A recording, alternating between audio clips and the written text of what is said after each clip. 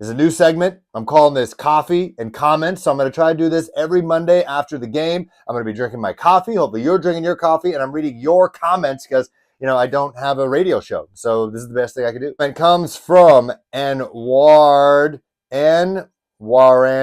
Oh, Anwar Anderson. There you go. 3682. He says, I'm taking it the same way as you, as in me. Yes, they lost, but I'm optimistic and enjoyed watching the game. I also enjoyed watching the game. Obviously, last week was better because they won and they were competitive and laid a beat down on the Raiders, but we knew they had to come down to earth a little bit. And it's going to be more and more challenging as more and more people have actual tape on the Canales offense, because the first 2 weeks, there really was no tape. It was just, let's stop Bryce, and then you stop the offense. This way, at least you got a competent quarterback, and they'll have more tape on what the Canales offense actually is. And so it's only going to get tougher from here, no doubt. And so it's up to Dave Canales, Andy Dalton, and company, everyone to step up. Okay.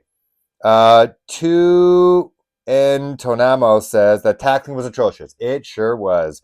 Our defense just looks undersized, not to mention we've had 0 pass rush this year, but at least we're competitive. Offense is actually cooking now. Offense is cooking, but let's talk about the defense for a little bit. So that Jamar Chase, it was like a 63-yard touchdown. Xavier Woods wasn't trying to hit stick him. And I think, I tried to explain this on Twitter, but the hit stick function on Madden was like the worst thing that could have happened to football. That and one-handed catches. Odell Beckham Jr. and the one-handed acrobatic, Mawson dude catch. Those two things, I think, ruin football on both sides of the ball. Number one, young guys now trying to catch every single ball like Odell, or if they're too young to even know who Odell Beckham was, guys like, I don't know, who's a good receiver right now that's absolutely amazing.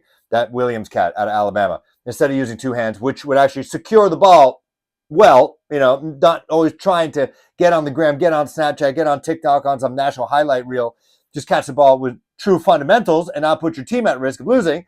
That ruined it. And also the hit stick, because guys are trying to blow dudes up. And yeah, a nice form tackle, that just gets the job done, gets the guys down. And I know defenders are at a disadvantage right now because there's so many penalties, hitting a defenseless receiver, targeting, torpedoing, all that stuff. So I feel bad because like the target range for them to hit it moves and it changes and gets smaller every single day. But I know for a fact the hit stick, and if you're just not using your arms in any way possible, it just doesn't work. And if Xavier Woods just hit, the contact was good, but if he just wrapped his arms around Jamar Chase's legs, he's down, and that's not a touchdown. The offense gets back on the field to try to do another play, but at least they're not going for a touchdown. And that was rough. That was rough to see, and it was demoralizing to see on the defensive side.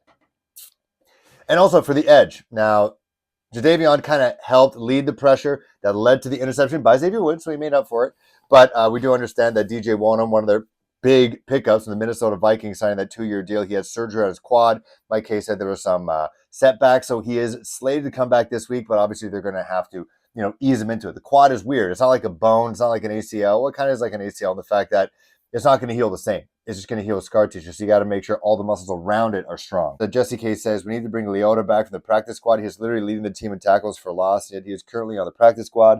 If Shaq is going to be down for a while, then I believe trying Leota again would be a no-brainer. Am I crazy for thinking that? No, you got to bring as much talent as you want. And I do understand now. I think it was Tom Pelissero who just tweeted just a couple minutes ago before I went into the studio that Shaq is out for the season. He tore his Achilles. It was a non-contact injury. That could be a wrap for his Panthers career. And he's been a great leader. I've understood that he's super vocal in the locker room, and maybe he was part of that, that uprising to tell Coach Canales, like, hey, these guys have been here for too long, including him. He's been there during the Super Bowl years, and they had to make that change at quarterback, and maybe he was part of that change, and the team is better for it, always putting the team first.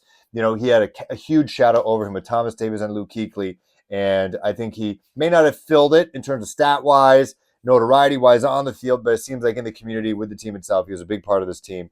And if that was the last game he played as a Panther, that truly sucks. Maybe one day he makes it to the Ring of Honor, but hey, he put in his work. He made it happen. He led with example. And Leota, yeah, bring him on. We need as much help as we can. Like if we get DJ Wonnum back and Amari Bonner back from that ACL, Dane Jackson is set to return as well. So the defense, which is a bit exposed this week, could be getting some reinforcements to make things a little easier. I know Mike Jackson doing a good job as well. He was called on some, poo-poo PI calls yesterday. But if you get just more depth in the cornerback spot, I think everyone's better for it. Tank the homie. says, I need to find another sport to watch. Seems like fake football to me. The 63-yard touchdown seemed fake. They didn't even try to tackle him. Then the PI before half was horrible. The NFL is the WWE.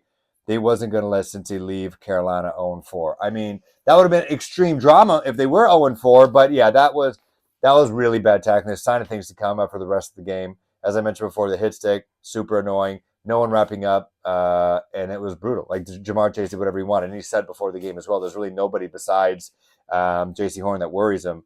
And yeah, that was really bad, really, really bad. And those PI calls heading into the half were absolutely god awful. Sorry, but yeah, that the whole idea of trying to get Cincy not to go 0-4. Remember, Cincy was the bottom of the basement for the NFL for a very, very long time. I don't think the NFL has a Cincy bias.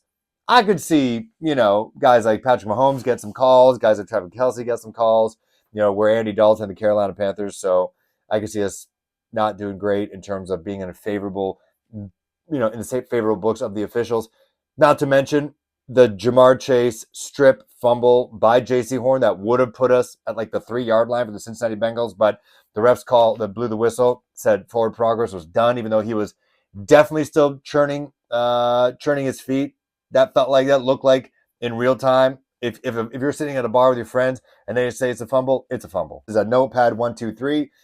Our power is still out from the hurricane, so we listened to the game on the radio. First time doing that, but it was entertaining. Couldn't imagine listening to Bryce's offense. Hey, I hit you up via the comments, notepad. I hope you guys are doing okay. My friend lives in Asheville. I got a couple friends that living in the Carolinas. Hopefully everybody is okay after Hurricane Helene just ripped through it. Hopefully you guys get power soon. Hopefully you guys can resume somewhat of a more normal life and you can do things like just hang out with your family and not worry about your lives being at stake and just watch football. It could take a while. But I'm glad you found some joy out of what the hell was going on and listening to the radio and kind of doing it old school and just kind of using the theater of the mind that is radio. And yeah, it'd be a nightmare of the mind if you're listening to a Bryce Young run offense, unfortunately, on the radio. That would not have been good. But prayers to you guys. Hopefully you guys come back stronger. I know you will. That's some of your comments. I'm going to try to do this every Monday, coffee and comments. I didn't even finish most of my coffee because I've been talking the whole time. And yeah, that was a lot of fun. Let's keep doing that. Win, loss.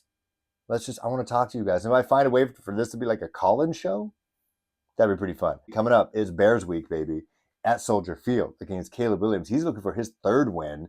He hasn't been too impressive in these 2 wins, so I think it's up to Andy Dalton to kind of show him how to quarterback properly. Red Rifle, gonna hunt some bears. See you guys soon.